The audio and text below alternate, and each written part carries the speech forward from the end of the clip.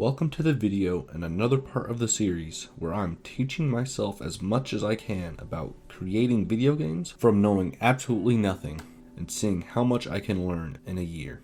Today I'm focusing mainly on the art in my game as I teach myself pixel art, so let's take a look at what I'll be working on. This is the current character that I have in my game. There's nothing wrong with it since it was my actual first attempt at creating a walking animation, but there's definitely room for improvement. As you can see, this would work, but it's lacking a lot of personality and realism. To learn more about creating a proper walking cycle, I came across this video which broke it down in a very simple and very easy to understand way. To give an animation like this more life behind it, you have to make the character kind of bob up and down repeatedly. This is the new design that I came up with, and here's what it looks like when it's moving. You can already envision him moving, which is easier to picture if you cover up his bottom half. Unfortunately, I didn't record the actual process of making him walk, but it came out very well, and I'm very happy with the way it turned out. Definitely check out her video if you're making your own games as well and don't know pixel art.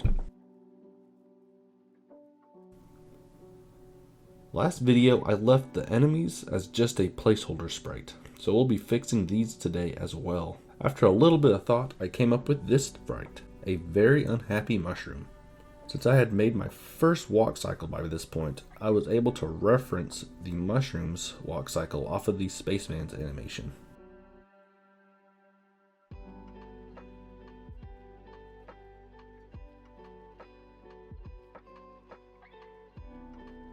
This time it went much faster and I was once again met with great results.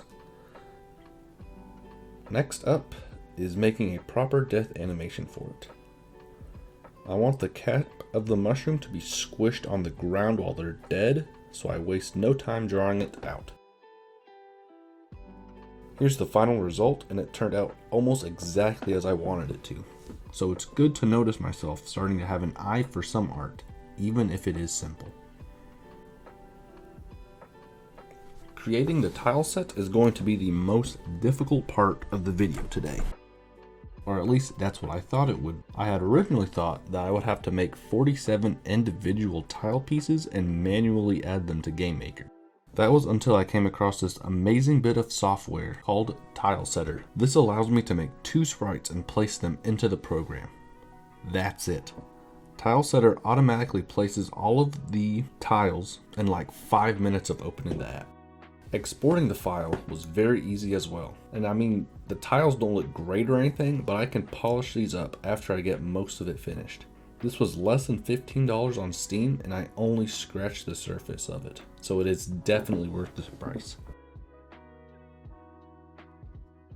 Adding the death animation to the game went fairly smoothly.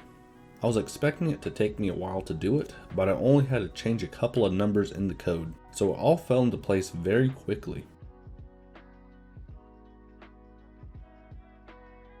After changing the sprite sheet for the player and introducing my own tile set, this is what I am left with. It's clearly better than what I had before, excluding the tile set. I do need to update that eventually.